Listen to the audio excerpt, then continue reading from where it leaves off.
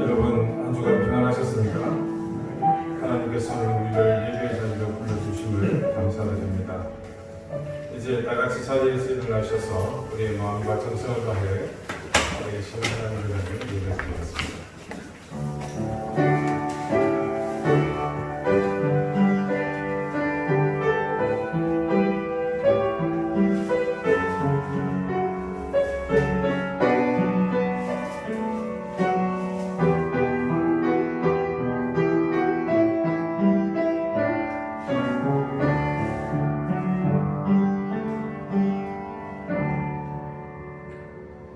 그러므로 형제들아, 내가 하나님의 모든 자비하심으로 너희를 권하노니 너희 몸을 하나님이 기뻐하시는 거룩한 산제물로 드리라.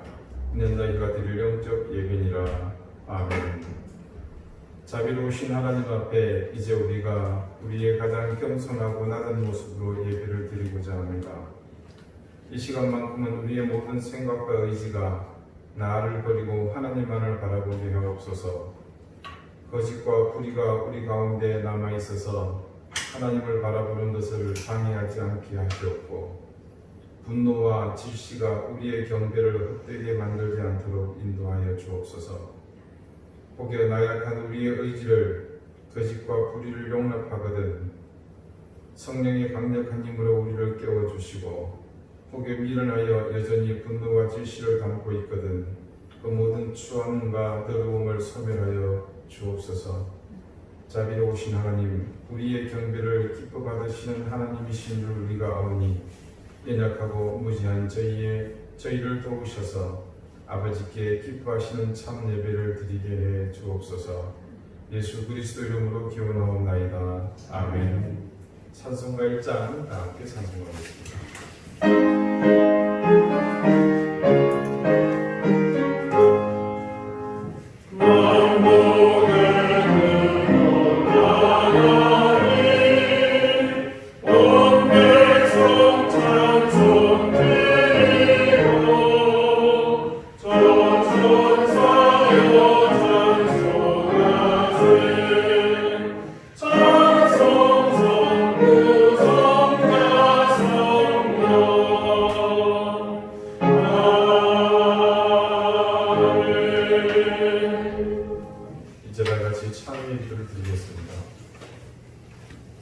자비로우신 아버지 하나님, 죄인으로 살며 은혜를 저버리고 욕망을 쫓아 살던 그 삶, 그 인생, 우리의 지난 흔적들이 모두 죄로 가득 차 있음을 알기에 이 시간에 의로우신 하나님 앞에 도무지 설 수 없어 우리의 모든 죄를 씻고자 참회의 기도를 드립니다.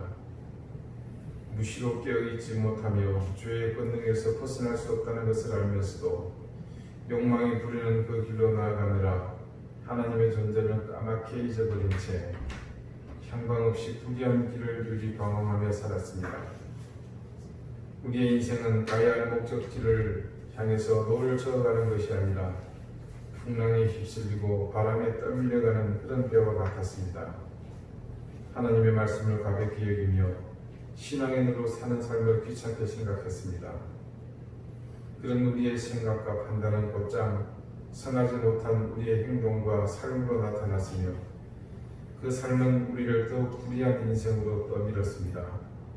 자비로우신 하나님, 이같이 볼품없이 더럽고 추한 것으로 가득 채워진 우리의 인생을 불쌍히 여겨 주시옵소서.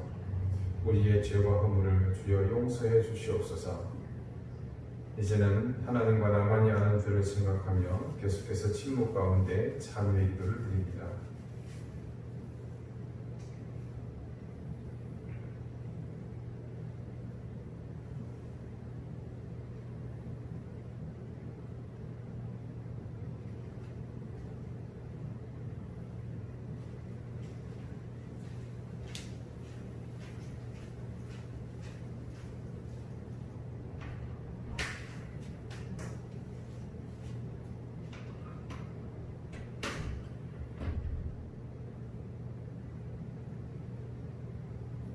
하나님께서는 자신이 부끄러운 죄를 솔직하게 고백하는 사람들에게 말씀하십니다.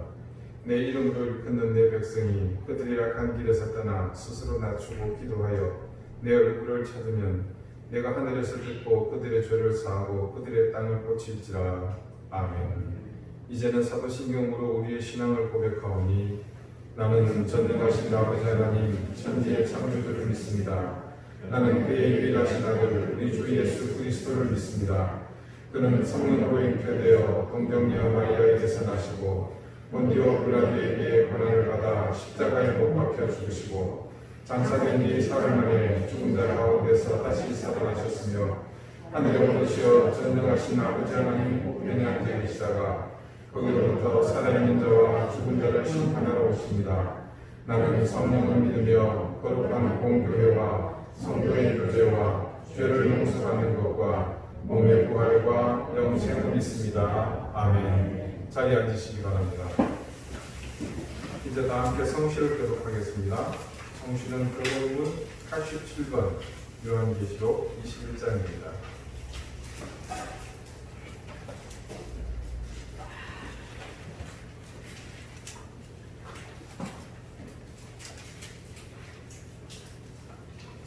또 내가 새 하늘과 새 땅을 보니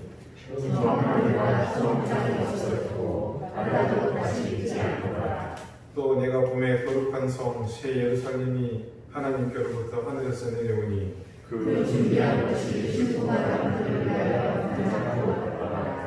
내가 들으니 보좌에서 큰 음성이 나서 이르되 하나님의 천국이 사람들과 함께 있으니 하나님이 그들과 함께 계시니 그들은 하나님의 백성이 되고 하나님의 신이 그들과 함께 계셔서 모든 눈물을 그들에서 닦아주시니 다시는 사망이 없고 애통하는 것이나 곡하는 것이나 아픈 것이 다시 있지 아니하리니 처음부터 보좌에 앉으신 이가 이르시되 보라 내가 만물을 새롭게 하노라. 아멘. 다같이 기도드리겠습니다. 자비로우신 하나님, 하나님의 은혜와 사랑을 감사드립니다. 이 땅을 지으신 하나님의 섭리 가운데 우리는 오늘도 하나님의 손길에 이끌려 은혜를 누리며 하나님의 자비로움 가운데 거하고 있음을 감사드립니다. 더 감사하고 또 고마운 것은 그러한 인생을 죄악의 길로 치닫게 두시지 않고 사랑하는 귀한 아들을 보내셔서 십자가에서 귀한 피를 흘리게 하심으로 또 저희를 구속하심을 감사드립니다. 우리 인생들로 하여금 그 사실을 잊지 않도록 성령 하나님께서 무시로 우리 가운데 역사하시며 우리로 깨닫게 하시고 고백하게 하시고 결단과 의지를 더하심으로 온전한 하나님의 자녀로 살게 하심을 감사드립니다. 하나님, 저희는 지금 큰 두려움 가운데 있습니다. 이 땅에 저희 인생들이 감당하지 못할 질병의 창궐로 인해 저희는 이 두려움과 고통 속에서 그저 하나님만을 바라봅니다.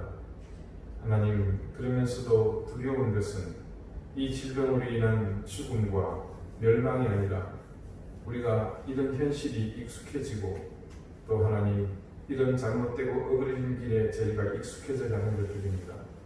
하나님, 그럴 때일수록 더 깨어 하나님을 바라보게 하여 주시옵고 우리를 예수 그리스도로 구주로 고백하게 하시며 하나님의 살아계심을 믿게 하시는 성령님의 역사하심이 있어 우리가 깊은 잠에서 깨어나며 다시 우리의 삶을 회복할 수 있도록 주여 도와주시기를 기도합니다. 하나님, 온 우주 만물은 하나님의 섭리에 단 한치의 어긋남 없이 오늘도 그 섭리를 따라 운행하고 있습니다. 그래서 세상은 나날이 푸르러가며 무더위는 우리를 지치게 하지만 그 태양빛으로 인해 생명은 큰 힘을 얻고 만물은 생명이 풍성해지고 있습니다. 아버지 하나님, 이러한 모습 속에서 대비되는 우리의 삶이 어떤 의미인지를 깨닫게 해주시고 우리의 교만함이 무너지며 하나님 앞에 철저히 겸손하게 경배하는 인생들이 되도록 인도해 주시기를 기도합니다. 세상이 창조된 이래 인간의 교만함과 인간의 능력은 온 세상을 뒤덮고도 남습니다. 그것이 도를 지나쳐 우리 스스로가 멸망할 수 있는 길을 또 우리는 다 닦아놓았습니다. 주님, 이 땅에 창궐한 이 질병이 우리에게 전하는 메시지는 바로 그러한 우리의 모습을 돌아보기를 원하시는 하나님의 뜻이 있음을 다시금 깨닫게 해주시옵소서. 하나님, 이 땅에 오늘까지 하나님께서는 수많은 교회들을 세워주셨습니다. 그 교회들이 이 시대를 두고 이때를 두고 세상을 향해 내야 할 목소리가 있음을 분명히 깨닫게 해주시고 그 목소리가 사람들에게 설득력 있고 그들을 하나님 다시금 하나님의 품으로 인도할 수 있도록 우리가 먼저 변화되며 우리가 먼저 세상 가운데 견고할 수 있도록 도와주시기를 기도합니다. 아버지 하나님, 세상의 교회가 목적과 방향을 회복하게 해주시옵소서. 지금 우리의 예배 자리가 세상 권력에 의해서 재단되는 그런 불행한 사태에 직면해 있지만 우리가 이 시대를 더욱더 성숙하게 하나님 앞에 겸비함으로 이제는 우리가 가진 의와 진리로 인해 세상에 들어오야 하는 그런 우리의 모습을 회복할 때임을 깨닫게 해주시옵소서. 우리 교회가 그런 교회 되게 하시고 우리 한 사람 한 사람이 그런 교회 되게 해 주시옵소서. 그래서 이때를 당하여 하나님 흩어진 우리의 마음들이 주님 앞에 진실되게 모아지게 도와주시고 흩어진 죽정이가 아니라 하나님 앞에 올곧게 서 있는 이 알곡들을 통하여서 이 땅의 교회가 새로운 희망을 보게 해 주시옵소서. 주님, 이곳에 우리 교회를 세우신 듯이 그곳에 있음을 깨닫게 해주시고 복음이 뿌리 피내리지 못한 이 땅을 향해서 우리가 이곳에 정말 깊이 뿌리 내리며 많은 이들을 생명으로 인도하는 그런 생명나무가 되도록 푸르고 또 자라서 귀한 열매를 맺는 교회 되게 해 주십시오. 하나님, 방주재단의 무모한 시도가 속히 그치도록 인도해 주시고 주님, 교회를 사유하며 하나님의 뜻을 인간의 뜻으로 왜곡하는 그런 더럽고 무모한 시도가 이제는 속히 그쳐지게 인도해 주시기를 기도합니다. 오늘 주님 앞에 나온 사랑하는 귀한 교우들을 주님 기억해 주십시오. 저들의 면면을 하나님께서 살펴주시며 이 어려운 때를 함께 겪으며 생업의 현장에서 또 삶의 현장에서 가정에서 각자의 하나님 그 자리에서 겪고 있는 이 모든 어려움들을 하나님 충분히 감당하고 이겨내고 극복할 수 있도록 우리 사랑하는 교우들을 굳건히 붙잡아 주십시오. 사랑하는 자녀들에게 복을 주십시오. 또 하나님 귀한 은혜를 더해 주십시오. 연약함과 아픔 속에서 고통받는 사람들에게 하나님께서 말로 말할 수 있는 위로와 소망을 더하시며 하늘의 신령한 은혜를 놀랍도록 하나님께서 던집혀 주시기를 구합니다. 하나님, 오늘 예배를 통해 우리의 마음과 정성이 하나님을 향해 더 귀하게 열리게 하시고 이제 하나님 우리 마음 가운데 있는 모든 더러움과 추함이 제하여지며 하나님께서 내리시는 귀한 은혜를 마음껏 누리고 가는 예배되게 인도해 주옵소서. 감사드리며 예수 그리스도 이름으로 기도하옵나이다. 아멘.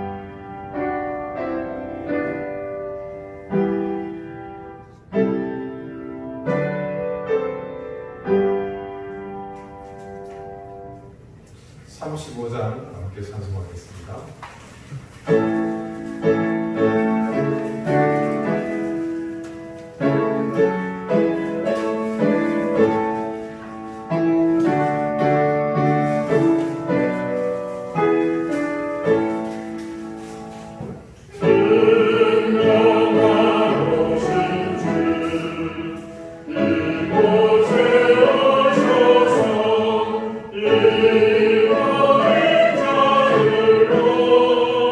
주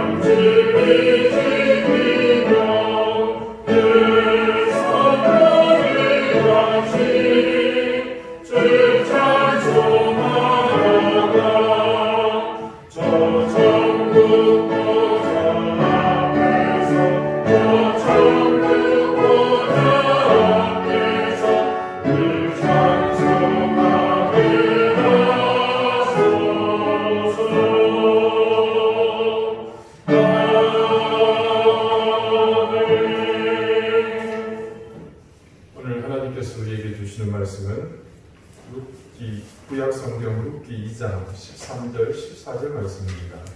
구약 403페이지입니다.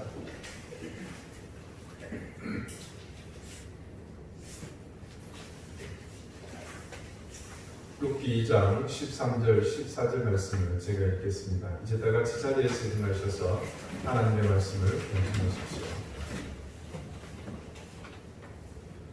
룻이 이르되 내 주여 내가 당신께 은혜 있기를 원하나이다. 나는 당신의 하늘 중에 하나와도 같지 못하거나 당신이 이 하늘을 위로하시고 마음을 기쁘게 하는 말씀을 하셨나이다 하니라. 식사할 때에 보아스가 룻에게 이르되 이리로 와서 떡을 먹으며 내 떡 조각을 초에 찍으라 하므로 룻이 곡식 깨는 자 곁에 앉으니 그가 볶은 곡식을 주매 룻이 배불리 먹고 남았더라. 아멘. 자리에 앉으시기 바랍니다. 하나님께서 말씀으로 우리에게 은혜 주시기를 원합니다. 오늘은 갖지 못하오나라는 제목으로 하나님의 말씀을 생각하겠습니다. 솔로몬이 죽고 그 아들 르호보암이 왕이 된 이후 이스라엘은 여러분이 아시는 것처럼 둘로 이렇게 분열이 되고 맙니다. 솔로몬 생전에 큰 공사가 있었습니다. 7년 동안 성전을 건축을 했고 또 이어 13년이라는 세월에 걸쳐서 솔로몬의 왕궁이 지어졌습니다. 그 20년 동안 백성들은 그것을 감당하느라 허리가 휘었습니다. 그래서 솔로몬이 죽고 르호보암이 왕위에 오르자 백성의 대표인 원로들은 국민의 세 부담을 좀 줄여주고 이제껏 힘들게 살았으니 조금 편안하게 살도록 민생을 살피고 선정을 베풀어 달라는 요청을 르호보암께 하게 됩니다. 그런데 어린 르호보암은 어른들의 충고보다는 주변의 젊은 친구들의 조언에 따라 옳지 못한 결정을 합니다. 더욱 혹독하게 이전보다 더 몰아치겠노라고 선언을 해버리고 맙니다. 원로들은 르호보암 왕의 태도에 크게 실망하게 되고 이후 애국에 망명했다 돌아온 여로보암, 르호보암과 여로보암 둘 다 보암은 맞는데 앞에 글자가 좀 틀리죠. 그래서 애국에서 돌아온 느밧의 아들 여로보암을 중심으로 해서 베냐민 지파를 제외한 유다 지파가 또 빠지죠. 르호보암 왕에 속한 지파가 유다 지파입니다. 다른 10지파를 피합해서 따로 나라를 분리 독립하게 됩니다. 그래서 세워진 나라가 이제 유다 위쪽, 북쪽에 자리하기 때문에 북왕국. 그래서 국가의 이름은 이스라엘을 그대로 사용합니다. 그래서 통칭 북왕국 이스라엘이라고 부르게 됩니다. 대신 천지 몰고 날뛰던 이스라엘의 왕따가 되고 있는 이 르호보암은 예루살렘을 중심으로 한 유다와 또 이미 왕을 배출한 이게 사울 왕의 지파죠. 그 베냐민 지파 두 지파를 합해서 남왕국을 구성하게 됩니다. 국가의 이름은 선수를 빼앗겼으니까 이제 할 수 없이 자기 지파 유다라는 이름을 그대로 쓰게 됩니다. 그래서 남쪽 지역에 위치하고 있으므로 통칭 남왕국 유다다 그렇게 부르게 됩니다. 지금 현대에 와서는요. 이스라엘이 지역은 이스라엘이라고 부릅니다만 그곳에 사는 사람들을 부를 때는 뭐라고 부르죠? 유대인이라고 부르지 않습니까? 유태인이라는 것. 바로 이 유다의 백성이라는 뜻입니다. 자, 초대 여로보암 왕, 이스라엘을 말하는 겁니다. 북이스라엘은 이 여로보암 때부터 하나님을 경외하기보다는 이 왕들이 전부 자기 입맛대로 정치를 하게 됩니다. 자기 속인에 오른 대로 사사시대의 전통을 이어서 한마디로 하나님의 뜻대로 제대로 살지 못했다는 말입니다. 그래서 북왕국의 왕은 하나같이 율법을 거역하고 하나님을 섬기지 않는 모습으로 일관되게 악행을 행하게 됩니다. 이런 북왕국 이스라엘의 타락한 왕조의 가장 두드러지는 상징적 인물로 꼽는 사람이 바로 아합 왕입니다. 아합은 그 가정의 구성부터 경건하지 못했습니다. 그는 하나님을 모르는 이방여인 이세벨을 왕비로 삼습니다. 그의 결혼 생활은 이 배우자 이세벨로 인해서 죄성을 더욱 강력하게 만드는 그런 계기가 됩니다. 이방여인 이세벨의 포악한 성품으로 아합 왕의 악행은 시너지를 내게 되고요. 하나님께는 더욱 불순종하게 되고 백성들은 더 깊은 죄의 길로 인도하는 그런 왕이 되고 맙니다. 대표적인 이 아합과 이세벨 부부의 악행 가운데 한 사건이 열왕기상 21장에 기록되어 있습니다. 성경 말씀은 아합의 왕궁이 있는, 그러니까 여러분 이게 이스라엘 왕궁이 아니고요, 아합의 개인 소유물인 것 같습니다. 여기 이스르엘이라는 것이 있습니다. 그 이스라엘에 나봇이라는 사람의 포도원이 있는데 그 포도원이 왕의 침실에서 문만 열면 바로 아주 멋있게 보였던 모양입니다. 한 번은 아합이 이 포도원이 너무 탐이 났습니다. 그래서 그 포도원 주인인 나봇에게 제안을 합니다. 내가 더 아름답고 큰 포도원을 줄 테니 바꾸자. 그도 아니면 내가 돈을 굉장히 후하게 쳐서 줄 테니까 그 돈 받고 나한테 팔아라. 자, 언뜻 보기엔 참 신사적인 왕이죠. 그냥 받겠다는 것도 아니고 백성에게 더 좋은 것을 주거나 더 좋은 값을 쳐서 주겠다는 제안이 말입니다. 그런데 그것은 어디까지나 이스라엘 백성이 아닌 이방 사람들의 시각입니다. 그 아합 왕의 요청에 나봇이 한 대답에 그 이유가 있습니다. 나봇이 아합에게 말하되 내 조상의 유산을 왕에게 주기를 여호와께서 금하실지로다 하니. 자, 이스라엘 백성이 된 땅이란 그냥 개인의 소유물이 아니라 하나님이 주신 그들 집안의 기업입니다. 개인적인 용도로 사고 팔 수 있는 부동산 매물이 아니라는 거죠. 자, 나봇은 여호와 하나님의 율법을 제대로 아는 사람이었고 그뿐만 아니라 그 율법을 지키려는 의지가 강한 사람이라는 것을 그의 대답으로 충분히 짐작할 수 있습니다. 그래서 그런 내용을 담은 이 대답을 듣고 아합은 더 이상 나봇에게 뭐라고 말을 할 수 없었습니다. 말씀은 그 상황을 이렇게 기록합니다. 이스라엘 사람 나봇이 아합에게 대답하여 이르기를 내 조상의 유산을 왕께 줄 수 없다 하므로 아합이 근심하고 답답하여 왕궁으로 돌아와 침상에 누워 얼굴을 돌리고 식사를 아니하니. 참 소심하죠. 아합은 나봇의 대답이 가진 의미를 잘 압니다. 그건 자기가 비록 왕이라 할지라도 관철시킬 수 없는 일입니다. 아합이 나름 악한 왕이고 하나님께 불순종하는 왕일 수 있을지도 몰라도 하나님을 향해 대놓고 그 법을 어길 수는 없는 버릇입니다. 악하긴 했지만 그도 하나님 앞에서는 같은 이스라엘 백성일 뿐입니다. 그런데 그런 아합의 모습을 부인 이세벨이 본 것입니다. 슬픈 기색을 띠고서 더군다나 밥도 안 먹는 왕에게 왜 그러는지 이유를 묻습니다. 아합은 복잡할 것 없는 아주 간단한 그 이유를 아내에게 말했을 것입니다. 자, 이세벨이 아합이 하는 이야기를 듣고 나니 하도 기가 차서 말이 안 나옵니다. 도대체 당신이 이 나라의 왕이 맞느냐? 내가 당장에 해결할 테니 일어나서 밥 먹고 기운 차리세요. 내가 반드시 그 포도를 왕에게 드리겠습니다. 자, 하나님이 안중에 없는 이방 여인 이세벨에게 이 사건은 굉장히 단순한 일입니다. 그리고 자신의 지위로 온갖 악행을 서슴지 않았고 또 거기에 대해서 이스라엘의 왕인 아합이 섬겨야 할 여호와 하나님 대신에 자기 친정에서 갖고 온 자기 고국에 섬기던 우상을 그렇게 섬기도록 강요하고 있는 입장에서 볼 때 이건 그야말로 난센스입니다. 이세벨에게 나봇은 하나님을 경외하는 신실한 이스라엘 사람의 모습이 아니라 그냥 왕에게 대적하고 있는 정신 나간 무모하고 괘씸한 놈으로밖에는 보이지 않았습니다. 그래서 이세벨이 드디어 작업을 합니다. 약한 꾀를 했습니다. 협잡지를 도모한 것이죠. 내용은 간단합니다. 그 이스라엘 성읍의 장로들에게 편지를 보냅니다.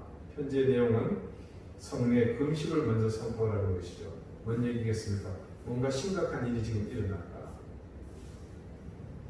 무슨 심각한 일이냐? 나봇을 백성들 앞에 놓고 일하는 것입니다. 이 사람 때문에 지금 너희가 금식을 한다는 것입니다. 그런 다음에 그 이유에 대해서 질문할 사람들을 부르는데 소위 말하는 시정 잡배들, 시장에 떠돌아다니는 양아치 같은 애들을 사전에 돈을 주고 공모를 했죠. 그래서 그 불량배들이 이 나쁜 사람들이 나봇이 하나님과 왕을 저주했다라고 증언합니다. 자, 율법은 두세 사람의 증언을 듣고 난 다음에 죽이도록 반드시 그렇게 심판하도록 규정하고 있죠. 그래서 율법적으로 모든 정황이 다 확보됐습니다. 자, 이제 됐으니까 데리고 가서 돌로 쳐 죽여라. 아무런 율법적 저촉 사항이 없도록 완벽하게 만들어서 악행을 저지르게 한 것입니다. 왕보다 더 무서운 왕비 이세벨의 추상 같은 명령은 즉시 시행되었고 나봇은 졸지에 그 포악한 권리에 의해 영문도 모른 채 억울한 죽음을 당하고 맙니다. 자, 곧바로 이 소식은 기다리고 있던 전령을 통해 이세벨에게 전해집니다. 그리고 이세벨은 기다렸다는 듯이 아합에게 말합니다. 이세벨이 아합에게 이르되 일어나 그 이스라엘 사람 나봇이 돈으로 바꿔주기를 싫어하던 나봇의 포도원을 차지하소서. 나봇이 살아있지 아니하고 죽었나이다. 자, 이 소식을 들은 아합은 못 이기는 척 일어나 이스라엘 사람 나봇의 포도원을 차지하러 그리로 내려갔다고 성경 말씀은 증거합니다. 그런데요, 여호와 하나님께서 이 일의 전말을 보고 계셨습니다. 말씀은 하나님께서 이 악한 일에 대해서 얼마나 분노하고 계신지를 증언합니다. 그들의 악행을 보시고 도저히 참을 수 없는 하나님은 선지자 엘리야를 불러서 아합에게 가서 이렇게 말하라고 직접 말씀하십니다. 여호와의 말씀이 디셉 사람 엘리야에게 임하여 이르시되 너는 일어나 내려가서 사마리아에 있는 이스라엘의 아합 왕을 만나라. 그가 나봇의 포도원을 차지하러 그리로 내려갔나니 너는 그에게 말하여 이르기를 여호와의 말씀이 네가 죽이고 또 빼앗았느냐 하셨다 하고 또 그에게 이르기를 여호와의 말씀이 개들이 나봇의 피를 핥은 곳에서 개들이 내 피, 곧 내 몸의 피로 핥으리라 하였다 하라. 굉장히 무서운 하나님의 징계입니다. 개가 아합 왕의 피를 핥을 것이라는 말씀은 여러분 이걸 조금 더 정황을 살펴보자면 이런 얘기입니다. 네가 하나님의 저주로 죽을 것인데 그 죽을 이후에는 아무도 네 시신을 수습하지 못할 것이다. 사자의 명예까지 철저하게 하나님께서 지금 짓밟고 계시는 겁니다. 그리고 하나님의 진노는 사실상 이 사건의 주범인 이세벨에게 대해서도 분명하게 그 더러운 이름을 직접 지명하시면서 말씀하십니다. 그 이세벨을 징계한 대로 역시 동일하게 개를 이용하십니다. 아합은 그 피를 개들이 핥을 것이라 하셨지만 이세벨은 아예 개들이 이세벨을 뜯어먹을 것이다. 그렇게 말씀하십니다.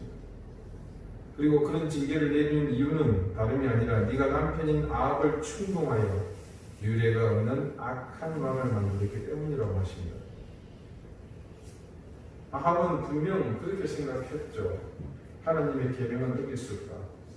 그런데 마침 나봇이 죽었으니 이제 그 율법을 범하지 않고도 야, 포도원을 얻을 수 있겠구나. 할렐루야. 여러분 정말 아합이 운 좋게 우연히 자신에게 그런 기회가 왔다고 생각했겠습니까? 절대 그렇지 않습니다. 한 이불을 덮고 사는 아내 이세벨의 작품이라는 것을 아합이 왜 모르겠습니까? 그런데도 그는 전혀 모르는 것처럼 룰루랄라 이스라엘로 내려갔습니다. 하나님은 그런 아합의 행동에 대해서 직접적으로 말씀하십니다. 하나님께서 나봇이 죽은 직후 포도원으로 향하는 아합을 보시고 이야기하신 말씀, 너는 일어나 내려가서 사마리아에 있는 이스라엘의 왕 아합을 만나라. 그러면서 뭐라고 하셨습니까? 그가 나봇의 포도원을 차지하러 그리로 내려가니 그가 죄를 범했다, 악을 행했다, 이런 표현이 아니라 뭐라고요? 그가 나봇의 포도원을 차지하러 내려갔다고 구체적인 그 사실 하나를 하나님께서는 콕 집어서 지적하셨습니다. 이 사실이 너무나 악하기에 하나님은 구체적으로 말씀하신 것이고, 그 악행에 대한 징계는 성경에서도 유례를 찾아볼 수 없는 무시무시한 형벌이었습니다. 그런데 여기서 놀라운 반전이 일어납니다. 이 악한 일을 저지른 아합은 하나님의 말씀을 지금 전달하러 온 엘리야의 방문을 받습니다. 말씀은 그가 아주 짜증 섞인 모습으로 응대했다라고 그렇게 분위기를 전하는데요. 하지만 말씀에 기록된 대로 하나님의 이 무시무시한 징벌의 선포를 듣고는 놀라운 반응을 합니다. 아합이 그 말씀을 듣고는 하는 행동이 옷을 찢고 굵은 배로 몸을 둥이고는 금식을 단행합니다. 심지어 자기의 잠자리도 불편하게 만듭니다. 비단 금침을 다 물리고 굵은 배로 만든 그 이불을 사용합니다. 이스라엘을 대리로 하여 자행한 나봇의 포도원 탈취 사건은 너무나 악랄한 범죄였습니다. 그리고 그에 대한 하나님의 심판하시려는 예언은 더 끔찍했습니다. 하나님이 도저히 용서할 수 없는 그런 악행이라는 것이 기록된 그 하나님의 말씀 가운데서 여과 없이 그대로 드러났습니다. 그런데 그런 무시무시한 형벌을, 그 징벌을 내리신 하나님의 진노가 순식간에 누그러지는 일이 일어납니다. 이것은 다름 아닌 이 아합의 회개 때문입니다. 과연 이 많은 짓을 저지르고서 회개한다고 하나님께서 그것을 용납하실 것인가? 사실 하나님의 선포, 즉 징벌적 선포를 볼 때는 이미 하나님의 의지가 굳건하시고 계획만이 남아있는 것으로 그렇게 볼 수밖에 없습니다. 그런데 놀랍게도 하나님은 우리의 기도와 달리 엘리야에게 이렇게 말씀하십니다. 여호와의 말씀이 디셉 사람 엘리야에게 임하여 이르시되 아합이 내 앞에서 겸비함을 네가 보느냐. 아합의 이 결단 어린 행동에 하나님께서 그 즉시 진노를 거두시는 모습을 말씀이 증거하고 있죠. 그리고 그 다음에 뭐라고 말씀하냐면요, 그가 내 앞에서 겸비함으로 내가 재앙을 저의 시대에 내리지 아니하고 그 아들의 시대에야 그의 집에 재앙을 내리리라 하셨더라. 하나님께서 이런 결정을 하신 이유는 단 한 가지입니다. 그것은 바로 아합의 겸비함 때문입니다. 두 번에 걸쳐서 반복하여 하나님은 엘리야에게 아합의 겸비함을 말씀하십니다. 하나님께서 자신의 의지를 거두실 만큼 감동하신 모습이 바로 아합이 자신의 죄를 인정하고 그 자리에서 하나님을 향해 겸손하게 드린 바로 이 겸비한 그 모습 때문입니다. 오늘 본문 13절 말씀을 여러분 한마디로 요약하자면 바로 겸비함이라고 할 수 있습니다. 루시 이르되 내 주여 내가 당신께 은혜 있기를 원하나이다. 나는 당신의 한 해 중 하나와도 같지 못하오나 당신이 이 한 해를 위로하시고 마음을 기쁘게 하는 말씀을 하셨나이다. 루시 겸비했다고 아합과 그의 삶을 비교하자는 것은 아닙니다. 이 룻의 삶과 아합의 악행은 비교할 것이 못됩니다. 아합과 비교하자면 룻의 삶은 차원이 다르고 질이 다릅니다. 그런데도 불구하고 하나님의 은혜는 그런 다름을 넘어서 오늘 동일하게 인자와 자비로 나타나고 있는 것을 성경 말씀이 증거합니다. 그런 의미로 볼 때 어떤 상황에서든 하나님의 인자와 자비를 부르는 열쇠는 바로 겸비함이라는 사실을 알 수 있습니다. 룻은 자신에게 베풀어진 모든 상황에 대해서 한마디로 이렇게 말합니다. 갖지 못하거나. 무엇과 같지 못하다는 말입니까? 당신의 한 해 중 하나와 같지 못하다고 합니다. 자, 여러분, 지금 보리를 추수하고 있는 베들레헴 들판에서 가장 천한 신분이 누구냐면 이 하멜입니다. 예전 성경에는 하멜 대신에 이 부분을 계집종이라고 이렇게 표현을 하는데요. 여성분들께서 양해하시고 들어주시기 바랍니다. 남녀 차별이 당연했고 신분 사회였던 그 시대에 노비로서 그것도 여인의 신분은 최하의 계층이었습니다. 그래서 이런 천한 호칭이 있었잖아요. 종년이라는 말. 종년보다도 종년이라는 말이 더 비친한 호칭으로 사용되었죠. 그런데 룻은 지금 자신을 그런 사람과 비교합니다. 거기에 더하여 그런 사람과 같이 못하다고. 그러니까 무슨 얘기입니까? 그보다 더 못하다고 스스로 자신을 낮추는 것을 봅니다. 그렇게 자신을 낮추는 것은 지금 보아스로부터 받은 이 모든 은혜를 자신이 받을 만한 존재가 못됨을 스스로 인정하고 있는 것입니다. 그리고 자칫 이 말씀에서 그냥 지나칠 수 있는 것이 있는데요. 바로 이전 말씀에서 보아스가 선포한 것이 있죠. 뭡니까? 하나님께서 복을 주시길 바라면서 뭐였습니까? 하나님의 날개 아래 거하게 되는 그 상황. 자신의 감히 누릴 수 있는 것이 아님을, 그것 또한 내가 누릴 수 있는 것이 아님을 룻의 고백에는 포함이 되어 있는 것입니다. 철저히 자신의 은혜를 받고 있고 이 모든 것이 과분하다는 사실을 그들가 지금 스스로 밝힙니다. 보아스와 그리고 그 보아스를 보내신 하나님 앞에서 룻이 이렇게 지금 겸비하고 있는 것입니다. 아합에게도 그러셨지만 스스로 겸비하고 있는 이 룻에게 하나님의 역사는 곧바로 시작되었습니다. 자, 보아스가 룻의 말이 끝나기가 무섭게 그녀를 어떻게 합니까? 자신의 식탁으로 초대합니다.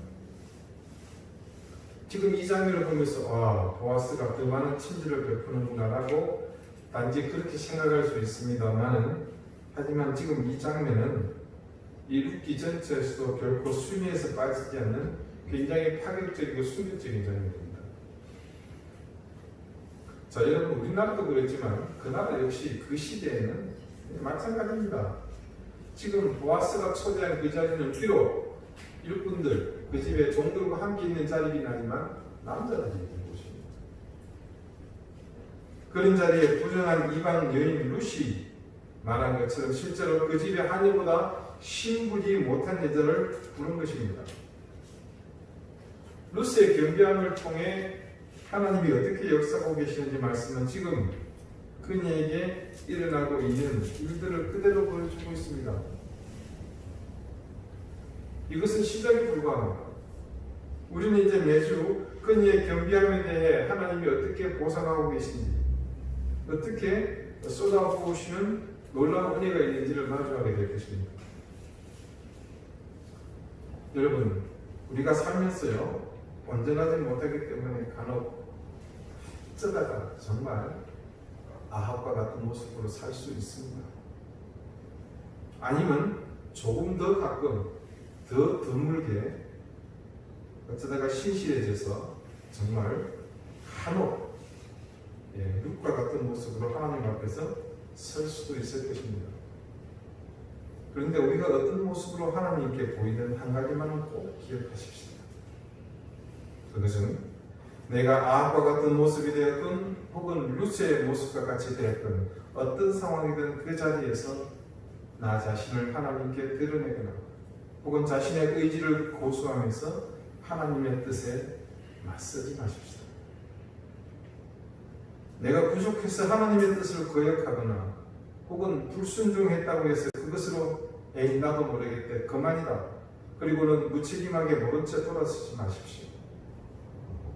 그 사실을 그 자리에서 인정하고 하나님께 엎드리십시오. 그것이 바로 아합이 그 처참한 죄에서도 용서받은 겸비함의 능력입니다. 내게 지금 너무나 과분한 대가가 주어졌다고 해서 그것을 당연한 것처럼 혹은 또 우쭐하거나 그렇게 여러분 행동하지 마십시오. 그런 생각으로 나의 머리를 치켜들면 그 순간 내게 있는 모든 것은 무의미해집니다. 적어도 하나님께는 말입니다. 이것이 룻의 겸비함입니다. 우리의 인생에서 하나님을 향할 때 꼭 잊지 말아야 할 한 가지, 바로 이 겸비함입니다. 그것은 가식 없는 나 자신을 하나님 앞에서 온전히 인정하는 것이며, 그런 겸비함을 통해서만 우리는 진정한 은혜를 얻을 수 있습니다. 그런 겸비함은 우리 신앙의 처음이요 나중이며 또한 모든 것의 열쇠이기도 합니다. 왜냐하면 우리가 하나님을 향해 겸비할 수 있는 것은 우리의 시선이 하나님을 향해 고정되지 않으면 불가능하기 때문입니다. 아합을 보십시오. 그가 이전에 악행을 저지를 때도 그랬지만 나봇의 포도원을 빼앗을 때도 그의 안중에는 하나님이 없었습니다. 그런데 엘리야의 직접적인 책망을 듣고 나서 그는 하나님의 진노 앞에서 그분을 바라보게 되었습니다. 아합이 하나님을 깨닫게 되고 그의 시선이 하나님을 향했을 때 그는 자신의 죄를 깨닫게 되고 그분께 겸비하게 됩니다. 반면 룻의 삶은 아합과 반대로 누누이 말씀드리지만 세상의 시각에서는 아주 어리석고 바보 같은 선택의 연속이었습니다. 그러니까 그런 선택을 반복하면서 이 힘든 여정을 하는 이유를 우리는 잘 알고 있습니다. 그것은 그의 시선이 일관되게 하나님을 향하여 고정되어 있었기 때문입니다. 여러분, 우리의 신앙 문제는 사실 다른 것 없습니다. 우리의 시선을 하나님을 향해 고정하는 삶의 습관을 기르는 것입니다. 저와 여러분은 분명하게 알고 있습니다. 우리의 모든 문제는 하나님을 바라볼 때 해결될 수 있다는 것을 말입니다. 그러므로 여러분의 인생 여정에서, 여러분의 삶의 현장에서 어떤 강력한 유혹이 있더라도 결단코 여러분의 눈길을 그 유혹의 손길에게 빼앗기지 마십시오. 내 욕망을 마음껏 채워주고 또 내 욕심을 마음껏 만족시켜주는 것이 설령 있다고 하더라도 그것에 여러분의 시선을 빼앗기지 마십시오.